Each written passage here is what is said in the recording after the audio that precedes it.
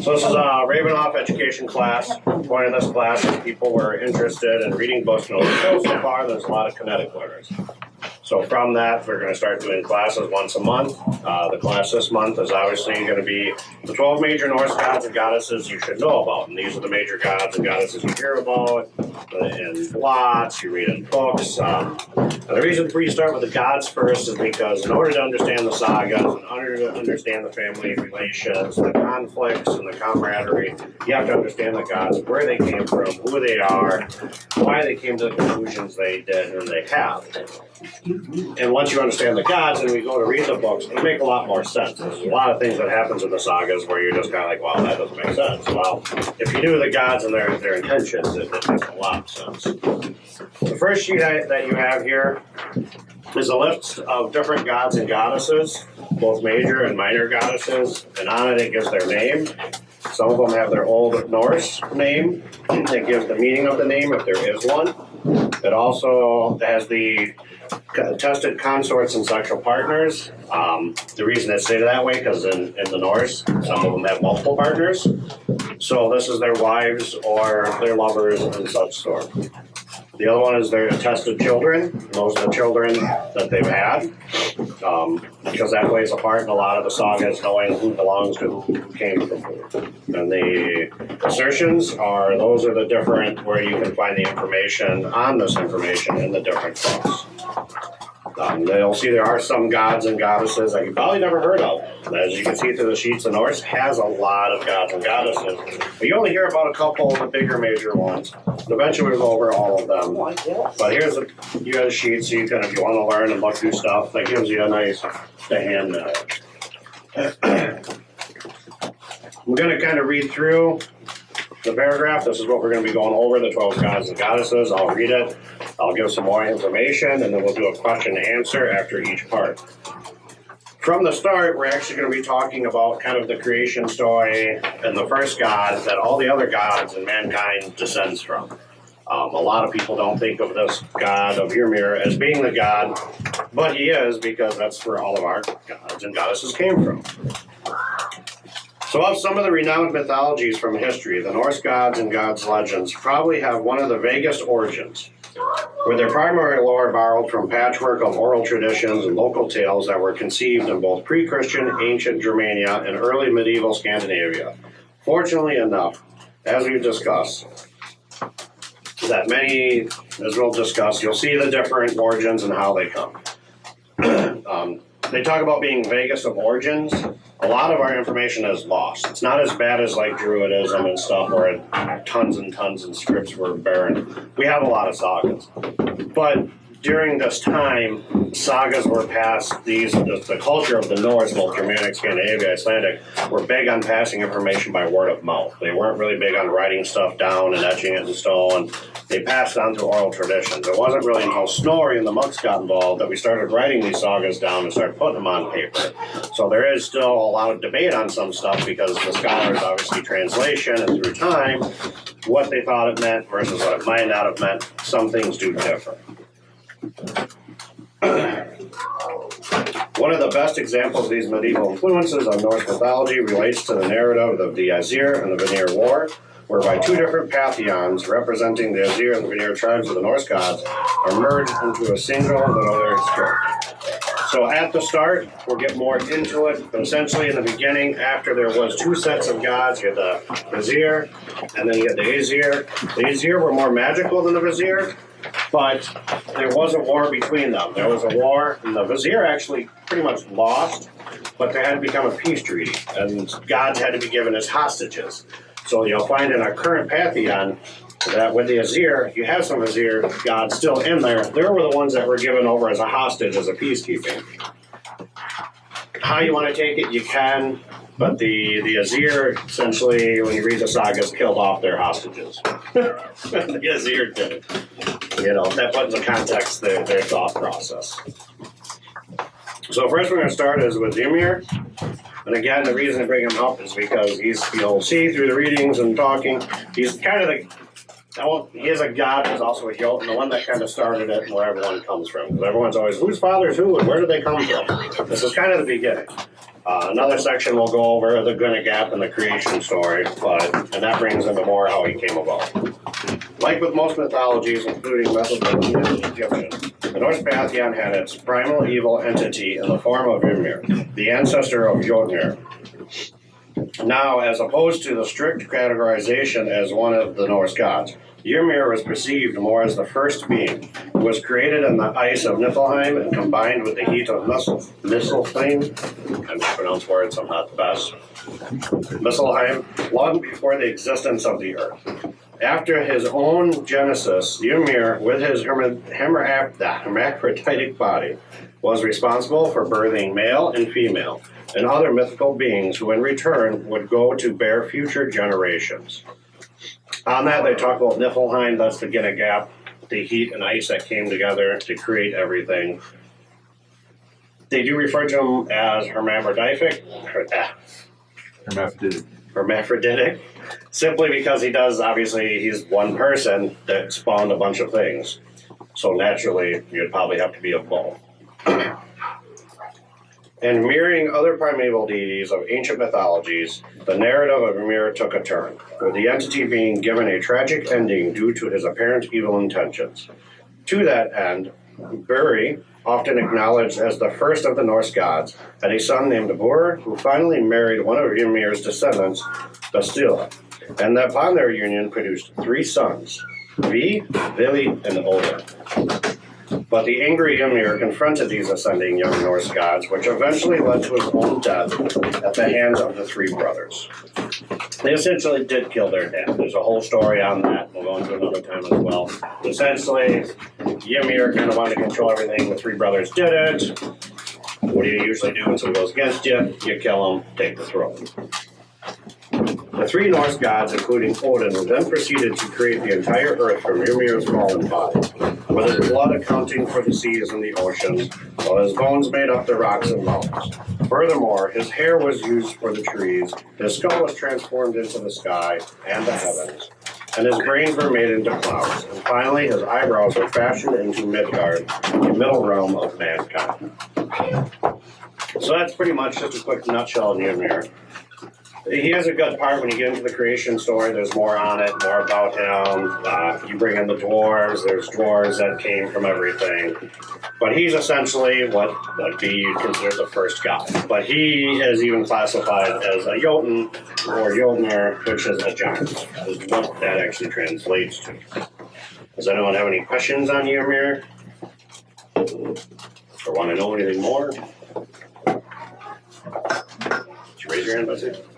I flipped. Oh.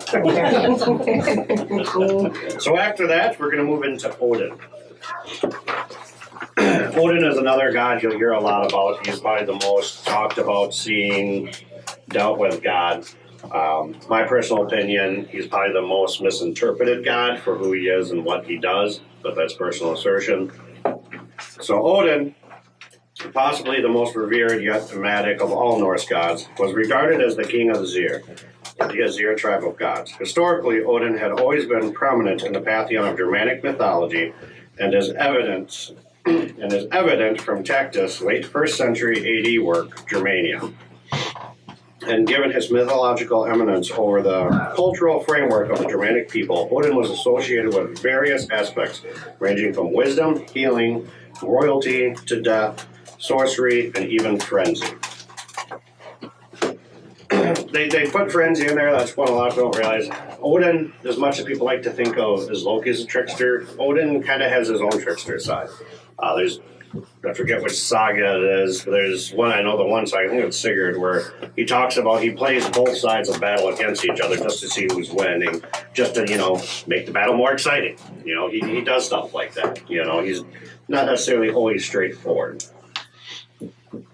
Other names of Odin you'll hear is like Wotan and Woden. Those all stem back into the Germanic and other things. They're all Odin. They were just different names. He was pronounced more Wotan and Odin before the word Odin actually came about. Like you'll hear Luke is Anglo-Saxon. You'll never really hear him call the word Odin.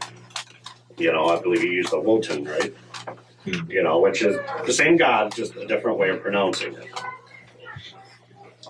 Pertaining to the attributes of wisdom, the character of Odin, mirroring his contradictory aspects, was often portrayed as a haggard wanderer who relentlessly seeks knowledge, in spite of his real status as a ruler of the Asgard. One of the stories emphasizes the god's thirst for knowledge and wisdom, where Odin willingly gouges out one of his eyes as a sacrifice to Mimir, as Mimir, which is the well, a shadowy being who possesses unparalleled knowledge because of its consumption of the water from the well of Weird. Mimir, in return, offers Odin a drought from the well that draws water from the roots of Jötun and the cosmic tree that binds the 9 worlds of Norse mythology. Essentially what they're talking about there is he has a thirst for knowledge. He's always going out for knowledge, always trying to seek knowledge. There's stories about he goes out and tries to best people. He tries to best the smartest giant, and he seeks it.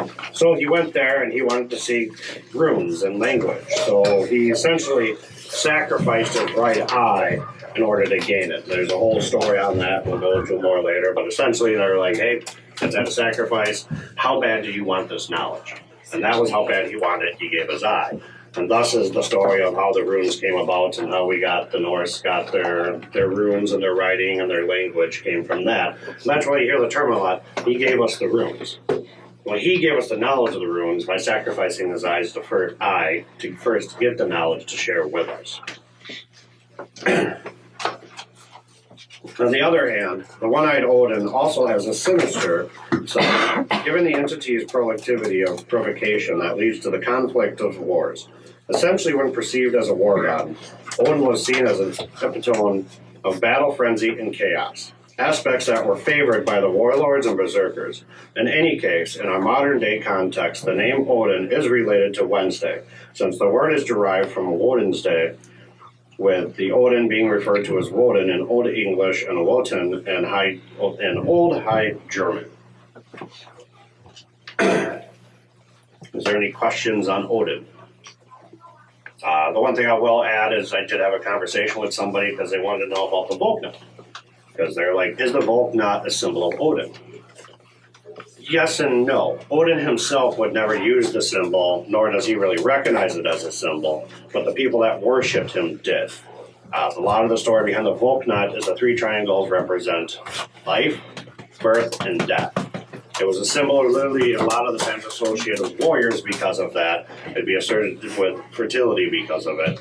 There are ancient text reciting it in it, and there are actual some sculptures of Odin with Volknots underneath it. So we know they did use Volknots during that time with Odin, but he himself will never refer to a Volknot or using it. So it's one of those, it's related to him, it's not really a symbol he himself uses. So next we'll go to Frigg. Possibly the foremost of all Norse goddesses when it comes to their pantheon, Frigg was regarded as a queen of the Aesir and the goddess of the sky. Moreover, with her special status as a spouse of Odin, the deity, with her power of foreknowledge, was also frequently associated with fertility, household, motherhood, marriage, and even domestic matters. In essence, of all Norse gods, it was the mythic aspects of Frigg that were most commonly related and perceived to family life of bliss. On the other hand, Frigg's love for family and motherly protectiveness also leads to tragic episode of her favorite child, Baldur's death. Interestingly enough, in spite of Frigg's eminence in the later Norse mythology, the factor that is still debated in the academic world.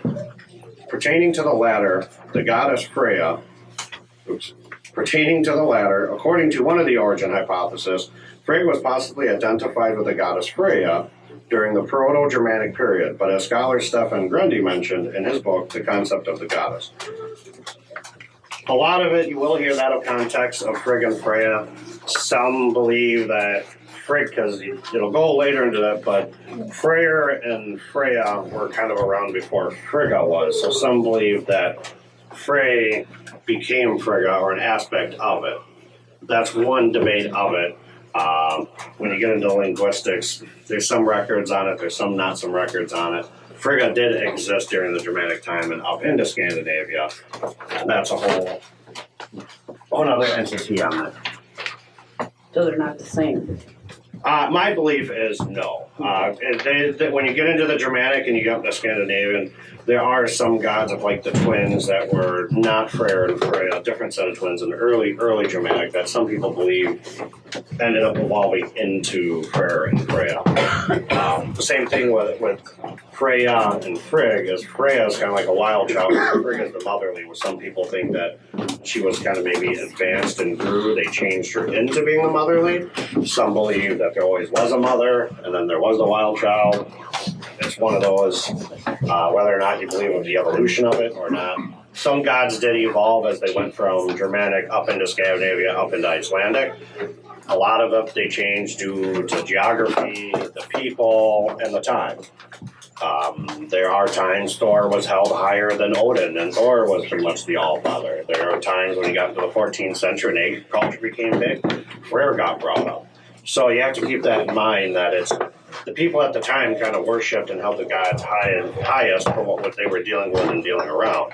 When you get back into the Germanic, they were pretty set and solid in stone on what they did, how they did, and where the gods were, and who was highest and who wasn't. I have a question about Baldur's death. Mm-hmm. So was it never specified what happened after he was sent to hell?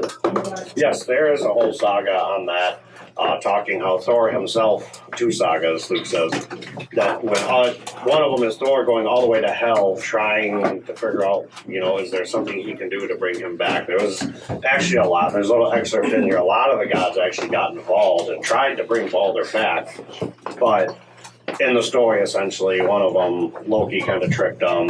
He was the only Screwed one it that up. said, yeah. Because he tracked himself into an old giantess, and because at one point Helen said, if you can make everything in the world weep for Baldur, I will leave him back. And Thor got everyone to weep except for this one person, this old giantess in this cave would not weep. We're here to find out it was Loki. So Baldur never did return. So the story does go farther than that. Yeah. A couple of sagas. Oh, yeah. Until Ragnarok. What was that? Until Ragnarok. Until Ragnarok. He's supposed to return after the burning of the world and restore a new order of the universe, but that's another thing. Mm-hmm. Might be overly Christianized or not. It doesn't have to be restoration marriages are older than Christianity, but it's kind of Christ-like-ish. And the reason for that too is the more Christian. When you get into Baldur, a lot of the Christian references is he's the god of light and the god of heaven, because he was the pretty god. Where it's kind of like, well, are they trying to make him look like Christ? Like type thing. All right. So from the concept of goddesses, the quote was, the problem of whether Frigg or Freya had been a single goddess originally is a difficult one, made more so by the scantiness of the pre-Viking reference to Germanic goddesses and the diverse quality of the sources. The best that can be done is to survey the arguments for and against their identity and to see how well each is supported. And essentially, even that person saying, well, you got to kind of make up your own mind. Read all the sagas, get the information. You got to, whether it is or isn't, they can't necessarily say, but they can't say it the other way either.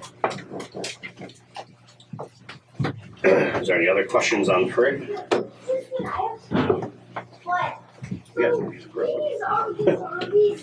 The next one is Thor. You'll see I did put pictures on the sheet of the different gods and goddesses. And the reason I did is because a lot of people kind of misunderstand what they look like. And you'll see on here, Thor actually has red hair.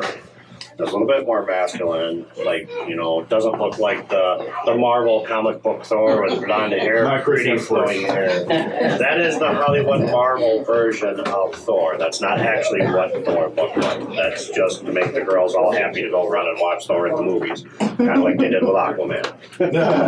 Jason Momoa. Only guy to save this movie. So arguably, the most famous of the Norse gods, Thor, the god of thunder, which his very might and boisterous ways emphasize a formidable warrior who was accorded high status in Germanic society of ancient and early medieval times.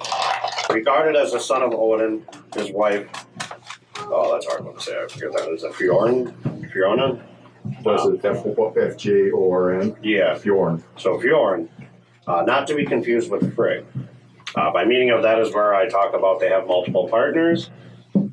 Odin kind of, if you think of like He slipped Zeus, around, not as bad as Yeah. Zeus, but he slipped around. he's kind of like when you go into compare him with Greek mythology, he's like Zeus. He likes his women. He really likes his women. Thor, with his red beard and eyes, was hailed as loyal and steward defender of the Azir stronghold of Asgard, thus suggesting his symbolic role as the protector of the order of chaos. Suffice to say, according to the Poetic Edda, Thor was considered the strongest of all beings, both amongst gods and men, and his strength was rather amplified by his specifically crafted apparels, including his iron gloves and the belt of Midgard. But most common item was associated with Thor undoubtedly pertains to the dwarf crafted hammer Mjolnir, which roughly translates to lightning. Kind of makes sense. Thus alluding to how he was perceived as a thunder god by the pre-Christian era of Norsemen as a result of Thor striking his hammer, presumably when slaying giants and monsters, while riding his chariot drawn by 2 giant goats. The belts and the gloves, there is a saga on that. Those are actually special magical weapons. There's actually the gods actually have a lot of special magical weapons that were made for them. Odin has the spear. Thor has a belt, gloves, and hammer. There's the necklace. There's the saga where Sif lost her hair and she has the beautiful golden weaved hair. There's a boat. There's a lot of items that were crafted by the dwarves. The dwarves, when you read the saga, are very, very magical and crafty at building things. Some of the things were made to build for the gods to make in favor for wrongdoings, and some were made in good jest. That would be another one we'll get into. That's always the fun saga. Because Loki caught up with here. Was one of them, yes. Interesting enough, Thor was also regarded as a god of agriculture, fertility, and hallowing. Pertaining to the former, this aspect was probably an extension of Thor's role as a sky god, who was also responsible for the rain. To that end, Thor's wife Sif and her golden hair possibly symbolized for the fields of the golden grain, and thus, upon their union, embodied the fruitfulness and fertility of the land. As for modern context, Thursday is derived from Old English, the Thursday, a contraction, possibly influenced by Old Norse, which literally means Thor's Day. A lot of people I know get weirded, and they're like, Thor, related to agriculture? Well, he brings the rain, he brings the storm, the nitrogen that would charge the soil. He naturally would be. A lot of people know of Freyr being an agricultural god, but during the Germanic time, Freyr was not as popular as Thor was. So Thor was more of your fertility god than Freyr would have been. When you get into later times, that's when Freyr was kind of brought more up than Thor on the fertility. So I don't have any questions on Thor. I do. What question do you have, buddy? How is Flora higher than Freyr? Well, because at the time, Freyr wasn't as popular of a god, and Thor was a much more popular of a god. And since Thor could bring the rains and the storms to make your plants grow, then he would have been the more popular god to go to. Because Freyr at the time wasn't really an agricultural god in that early Germanic periods. He was more of a fertility type god, like reproduction of that nature. It wasn't until about the 14th century when like Scandinavia and Iceland started getting into the agricultural society and out of the fishing and merchants and trades that he kind of transformed with the fertility into being an agricultural god. What about Flora's goats? What about them? Yeah. There's a whole lot about them. Moses' chariot. He has 2 goats. Yeah, I forget their names. They're in here. They're Solo can pronounce them. The 2 goats, they're special goats. If you hear the story on that, they're in the sagas where the goats, he can kill them and eat them if he's hungry. And as long as he doesn't break or mutilate the bones, they'll regrow and re-come back the next day. And there's actually a story on that where Loki had tricked somebody into eating one of the goat's bones and one of the goats becoming limp on the leg. Another fun saga. You're starting to see a repetition with Loki here. So our next god is Balder. Regarded as the Azir, god of light and purity, Balder of Older, the younger son of Odin and Frigg, and half-brother of Thor, emphasized the effulgent summer sun. He was also hailed as fair, wise, gracious, divine being whose beauty was embellished by the elegant flowers before him. Matching the physical attributes, his abode, the Baldric in Asgard, was considered the most exquisite of all halls in the stronghold of the Norse gods, flaunting its gilded silver components and embellished pillars that only allowed the purest of hearts to enter. And this is, again, he was seen as kind of like the pretty child. He was very gracious. He was a good host. He was just nice. He made everybody happy in the room. He could make you laugh the minute he came in. The demeanor in the room would change. So everybody naturally liked him. He was the god that you couldn't but not like him. Whatever he did made you like him. Like, you just had to like Balder. He was the best guy. He was an awesome guy to be around, you know. He had all the pretty, shiny things. He was the pretty boy in the room. So one of the things from Sturley Storson wrote is, "There is nothing but good to be told of him. He is the best of them, and everyone sings his praises. He is so fair of face and bright that the splendor radiates from him. And there is a flower so white that is likened to Balder's brow. It is the whitest of all flowers. From that you can tell how beautiful his body is, how bright his hair is. He is the wisest of gods, and the sweetest spoken, and the most merciful, but it is a characteristic of this, that once he has pronounced a judgment, it can never be altered." Balder also possessed the greatest ship ever built, the Hingimnir, which was later used as the funeral pyre after the god's tragic death. Relating to this deplorable incident, Balder was mistakenly killed by Hodor, Balder's twin brother, who was also blind. Hodor was presented a dart made of mistletoe by the cunning Loki, who knew that Balder was impervious to all living elements on the face of Asgard and Midgard, except for the seemingly harmless mistletoe. Mistletoe mother, missed when the except for the seemingly mistletoe, which Frigg, Balder's mother, missed when she was making a plea to most living things when it came to causing no harm to her delicate son. So the dart, thrown jokingly at Balder, directly pierced his heart and slew him, instead of bouncing off the god. Consequently, many of the grief-stricken Norse gods even tried to bring back Balder from the domain of hell, but to no avail, and thus the wise god was lost to them on the account of Loki's cruel prank. What was that? He was blind too. Hodor? Yes, Hodor was blind, yes. Balder was not though.